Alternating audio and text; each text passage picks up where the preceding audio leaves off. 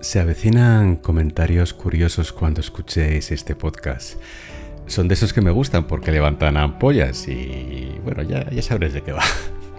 El título realmente yo creo que lo dice todo. Tu ex no era tóxico, tú eras adicto al desamor. Así que me hago una idea de lo que estás pensando. Ya te estoy imaginando la cara. Has visto el título y seguramente tu primera reacción ha sido un ¿y este cómo se atreve? O quizá un ¿pero qué me está contando este ahora? Y de verdad que lo entiendo. Te entiendo perfectamente, lo sé. Es un título que pica un poquito, ¿verdad? Y mira, me arriesgo a decir que una parte de ti, por muy pequeña que sea, ya lo había pensado. O que por lo menos le había dado alguna vuelta aunque fuera de pasada. Tú quédate conmigo, solo te pido un ratito.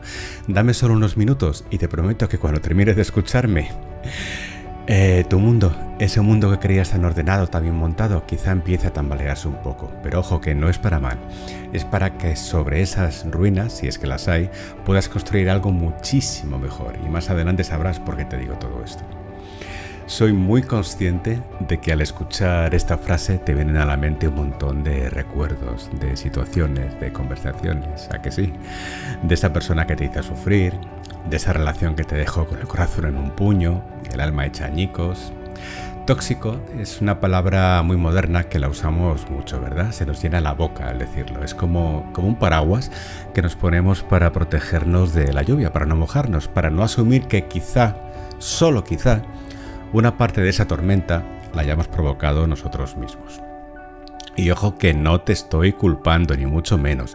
Lo que quiero es invitarte a mirar de otra manera, a que cambiemos un poco la perspectiva. Como digo yo siempre, hay un punto de vista diferente para todo.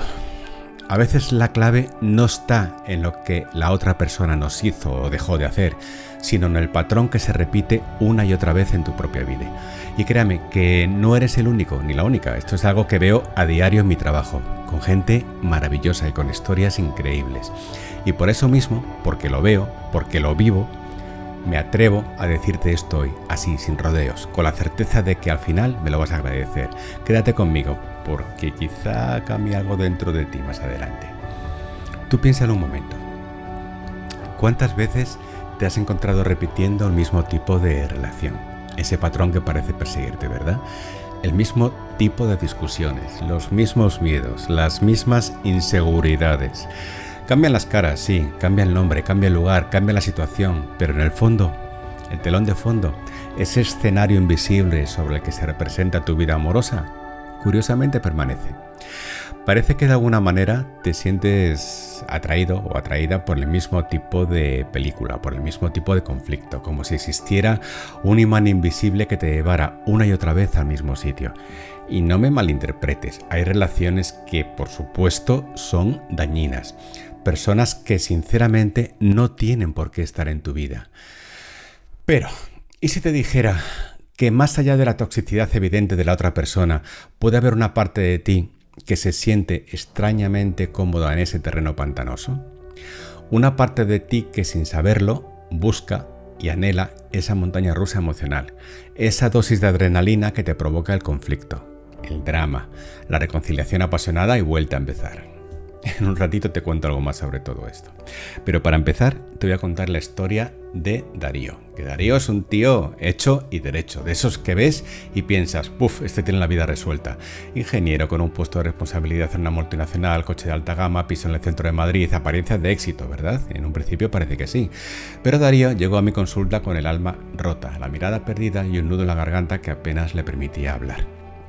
Había terminado, otra vez, con una relación. Y cuando digo otra vez, es que la historia se repetía con una cadencia casi matemática. Siempre el mismo tipo de mujer, intensa, pasional, algo inestable emocionalmente, que lo arrastraba a un torbellino de emociones. Discusiones, reconciliaciones, celos, desconfianza, siempre lo mismo. Y él, Darío, el ingeniero metódico y ordenado, se veía envuelto en un caos que no entendía. Se quejaba de que todas sus parejas eran tóxicas, que lo agotaban, que lo dejaban seco. Pero a medida que trabajamos juntos empezamos a desentrañar el hilo real, a tirar de la madeja. Darío venía de una familia donde el amor se manifestaba a través de las películas dramáticas. Sus padres siempre discutían a gritos, se reconciliaban con una pasión desmedida y esa era la única forma en la que Darío conocía el sentir que el amor estaba vivo. Para él, la calma era un sinónimo de aburrimiento, de falta de pasión. La estabilidad le generaba una extraña ansiedad, necesitaba esa dosis de caos para sentirse vivo, para sentir que el amor existía de verdad y lógicamente no era consciente. Lo tenía tan interiorizado que le parecía lo normal. Y ojo que esto le pasa a muchísimas personas. No era que sus parejas fueran intrínsecamente tóxicas, en todos los casos al menos, aunque algunas sí tuvieran patrones complejos. Era que Darío, sin saberlo, se sentía atraído por este tipo de dinámicas porque le resultaban familiares, porque le daban la dosis de emoción que su inconsciente, acostumbrado a ella desde la infancia, le estaba pidiendo a gritos constantemente. Era adicto al desamor, a esa montaña rusa de emociones que paradójicamente le hacían sentir vivo. Al final te contaré la solución para este tipo de situaciones. Y esto nos lleva directamente a la cuestión central. ¿Qué es la adicción al desamor?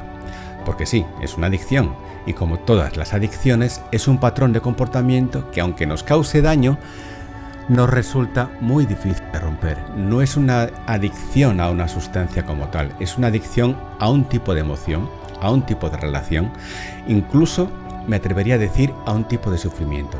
Y no porque nos guste sufrir, claro que no, nadie en su sano juicio quiere sufrir, pero sí porque de alguna manera ese sufrimiento se ha convertido en una forma de sentirnos vivos, de sentir que estamos en una relación, por muy caótica que sea. Porque el cerebro, nuestro querido y maravilloso y complejo cerebro, busca la familiaridad, busca lo conocido, aunque lo conocido sea doloroso. ¿A que parece contradictorio? Pues lo es, pero es que así funciona la mente. Imagina cuando eras pequeñito, aprendiste que el amor para ser real tenía que doler, que para que te prestaran atención tenías que hacer un poco de ruido o incluso montar un pequeño drama, o que la pasión se medía por la intensidad de las discusiones. Si creciste en un entorno donde el amor era un campo de batalla y donde las reconciliaciones eran el momento de mayor conexión, entonces tu cerebro, tu sistema emocional, aprendió que esa era la forma en que el amor se manifestaba. Y de adulto, ya de forma inconsciente, buscarás, por desgracia, esas mismas dinámicas. Te sentirás atraído por personas que te ofrezcan ese tipo de amor, aunque en el fondo te esté destrozando por dentro. Y ojo, que no es que la gente tóxica no exista, claro que existe, y hay que salir corriendo de esas relaciones. Pero lo que quiero que entendamos es que a veces somos nosotros los que nos metemos una y otra vez en esos líos. Somos nosotros los que sin querer nos hacemos adictos a esa forma de vivir el amor. ¿Sabes cómo se manifiesta esta adicción al desamor? Pues mira, pues de muchas maneras. Una de las más comunes es la búsqueda constante de relaciones intensas y dramáticas. Esa necesidad de estar siempre en el filo de la navaja, de sentir la adrenalina que te provoca una discusión, una reconciliación apasionada. El aburrimiento y la calma te resultan insoportables. Una relación tranquila, estable, te parece, pues quizá, no sé, sosa, sin chispa. Crees que no hay amor si no hay fuego, aunque ese fuego te queme. Y claro, cuando la relación se estabiliza, cuando las cosas empiezan a ir bien, tú mismo empiezas a buscar el conflicto, a provocarlo, sin darte cuenta, evidentemente, porque tu cerebro, tu cuerpo te piden esa dosis de caos a la que están acostumbrados. Es como el fumador que cuando lleva un rato sin nicotina empieza a sentirse incómodo, a buscar ese chute. Lo mismo pasa con la adicción al desamor, pero en un ratito te cuento más, porque hay mucho que decir sobre esto. Otro síntoma, y este es crucial, es la dificultad para establecer límites saludables. Si eres adicto al desamor, es muy probable que te cueste decir no, que te cueste poner tus necesidades por delante, que te cueste pedir lo que mereces, porque en tu patrón de adicción tú eres el que tiene que aguantar, el que tiene que ceder, el que tiene que salvar la relación, el que tiene que sacrificarse. Y esto, evidentemente, te convierte en el blanco perfecto para personas que buscan precisamente eso. Alguien que no les ponga límites, alguien que les dé todo, que les permita hacer lo que quieran. Y así se cierra el círculo vicioso. Tú, adicto al desamor, te sientes atraído por el drama, por el conflicto. Y el otro, adicto a dominar o a no responsabilizarse, encuentra en ti a la persona perfecta para sus juegos. Y ahí, querido oyente, es donde se lía parda. También se manifiesta en un concepto que vamos a llamar idealización del pasado. Es esa tendencia a recordar solo lo bueno de las relaciones pasadas, a borrar lo malo. Y esto os pasa a todos, que yo lo sé. A pensar que esa persona era la indicada, pero... Y ese pero suele ser una excusa para no mirar hacia adentro, para no reconocer que quizá no era tan buena como la pintas. O que si lo era, tú tenías algo que ver con el hecho de que la relación no funcionara. Es como si el cerebro, de nuevo, nos jugara una mala pasada, haciéndonos creer que el pasado fue mejor de lo que realmente fue, para mantenernos anclados en esos patrones que nos hagan daño y a la vez nos resultan familiares. Sirve para no salir de esa zona de confort emocional que, paradójicamente, es una zona de mucho dolor. Luego vamos a ver cómo podemos arreglar todo esto. Y también, por supuesto, otro síntoma es la necesidad de rescatar o ser rescatado. Y esto es muy común. Si eres adicto al desamor, es probable que te sientas atraído por personas que parecen necesitar ser salvadas. O que tú mismo te conviertas en la víctima que necesita ser rescatada. Es como si el amor se equiparara a una misión, a un proyecto. Si salvas a alguien, si lo ayudas a salir de su agujero, entonces ¿te querrá? ¿Te valorará? ¿Te dará el amor que buscas? O por el contrario, si te muestras vulnerable, si te muestras como la víctima, ¿vendrá alguien a salvarte? ¿A darte la atención que anhelas?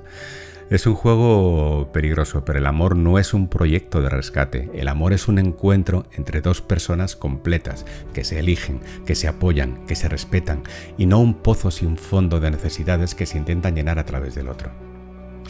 Bien, la pregunta clave, ¿por qué nos volvemos adictos al desamor?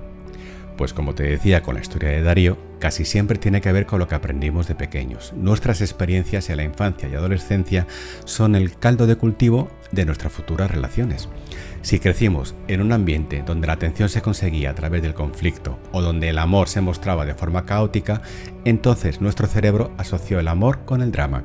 Si tus padres discutían mucho pero luego se abrazaban apasionadamente, quizá aprendiste que el amor real, el amor profundo, se manifestaba en este vaivén emocional y sin darte cuenta lo buscas en tus relaciones de adulto. Un problemón, ¿verdad? Además, nuestra autoestima juega un papel fundamental. Si tu autoestima es baja, si no te sientes digno de amor, es probable que te conformes con migajas, que aceptes tratos que no mereces, que te metas en relaciones donde te sientes infravalorado, porque en el fondo crees que es lo que te mereces. Te sientes más cómodo en el papel de víctima o de salvador, porque eso te da un propósito, un sentido, pero no es el sentido de tu vida, es el sentido de tu adicción. Y más adelante vas a saber por qué es importante trabajar con todo esto. Y también tenemos, por supuesto, el miedo a la soledad. Esto es un monstruo gigante que persigue a muchísimas personas. El terror a estar solo, a no tener a nadie. Ese miedo nos empuja a aferrarnos a cualquier relación, por muy insana que sea, y esto lo estoy viendo constantemente.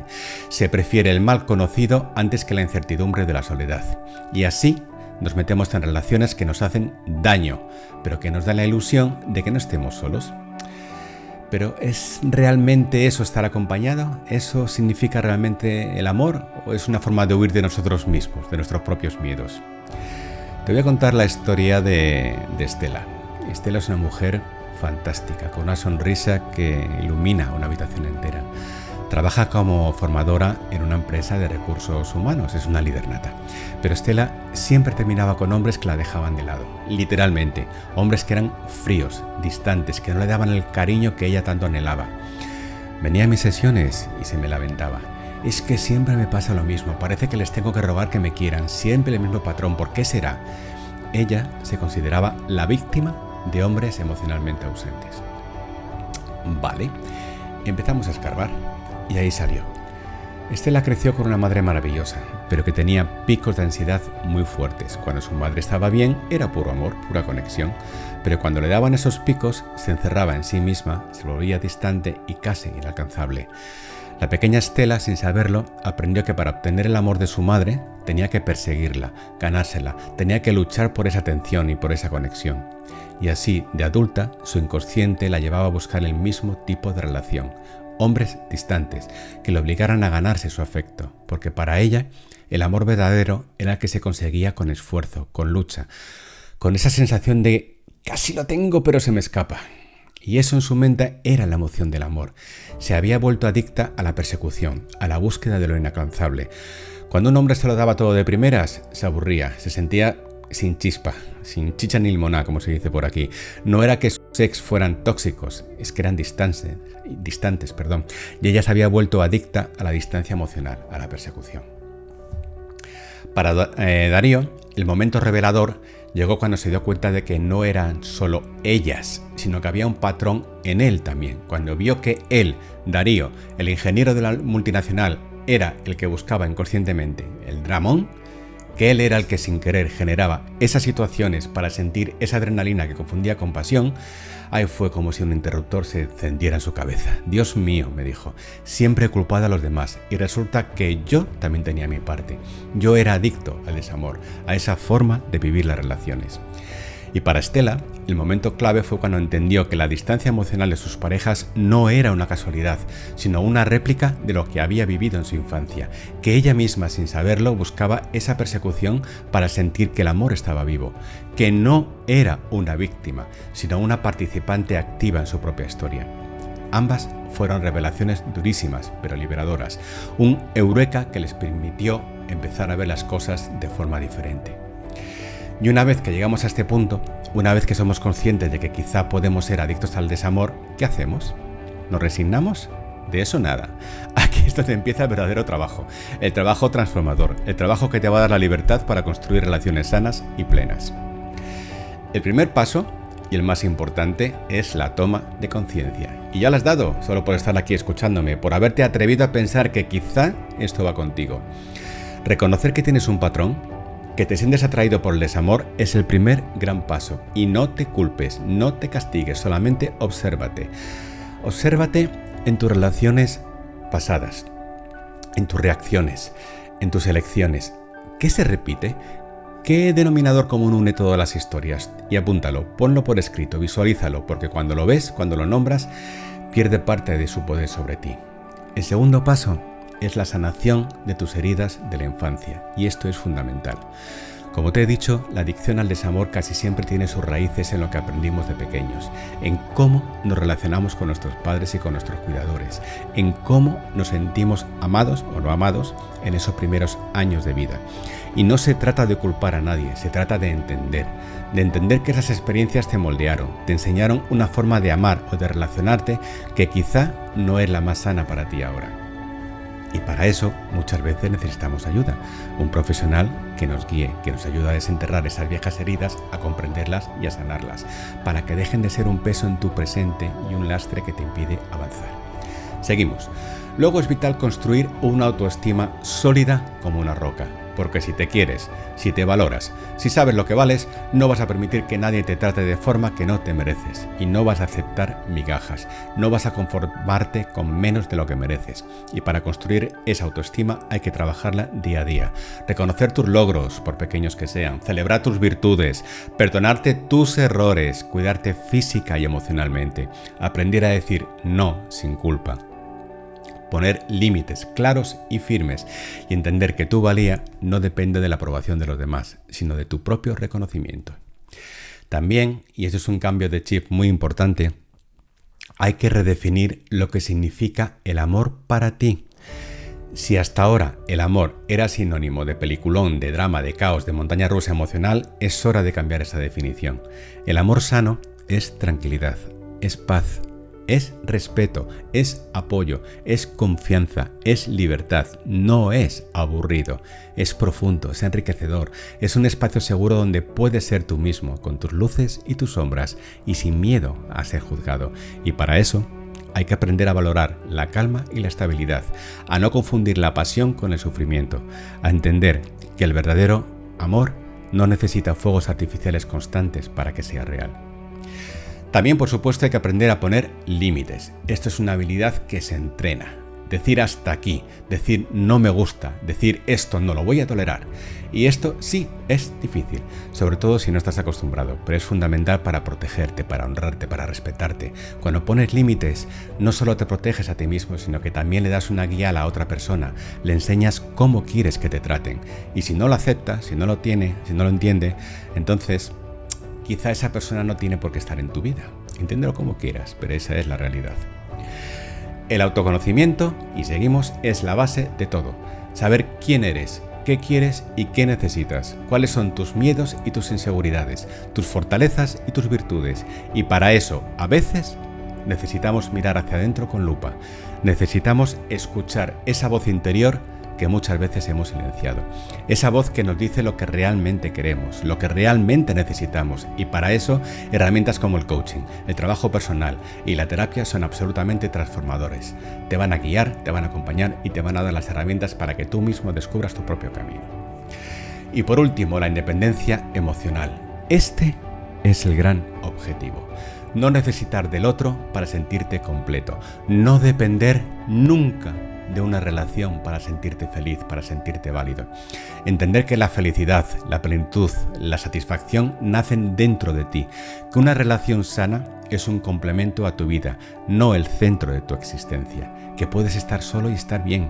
Y que cuando eliges estar con alguien, lo haces desde la libertad, no desde la necesidad. Lo haces desde el deseo de compartir, no desde el miedo a la soledad. Y esto es liberador, te lo aseguro. Mira, te lo he dicho al principio y te lo repito ahora. Tu ex no era tóxico, o al menos no era solo tóxico. La toxicidad a veces es una etiqueta que ponemos para no ver nuestra propia participación en el patrón. Y eso es lo que quiero que te lleves de aquí hoy. Que quizá, solo quizá, una parte de ti se había vuelto adicta al desamor, adicta a esa montaña rusa de emociones que aunque te causara dolor, te hacía sentir vivo. Adicta a ese tipo de relación que aunque te dejara exhausto, te resultaba extrañamente familiar. El camino para desengancharte de esta adicción no es fácil, no te voy a engañar.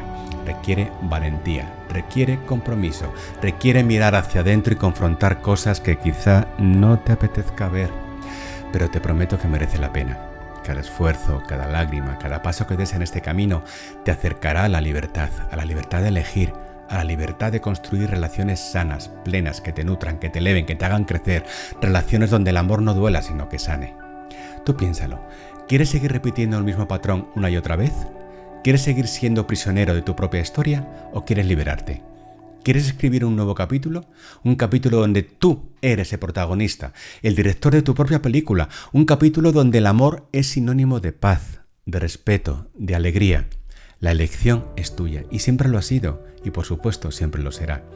Te invito a que reflexiones sobre esto, a que te tomes un momento, ahora mismo, para pensar en lo que has escuchado, en lo que has sentido. Y si algo de esto te ha removido por dentro, si algo de esto te ha hecho sentir que es el momento de un cambio, entonces ya estás en el camino correcto, ya estás dando el primer paso hacia la libertad. Y si te ha gustado lo que has escuchado y te ha parecido útil, no dudes en darle a ese botón de me gusta y seguirme en este canal. Así que nos vemos pronto. Un abrazo muy grande.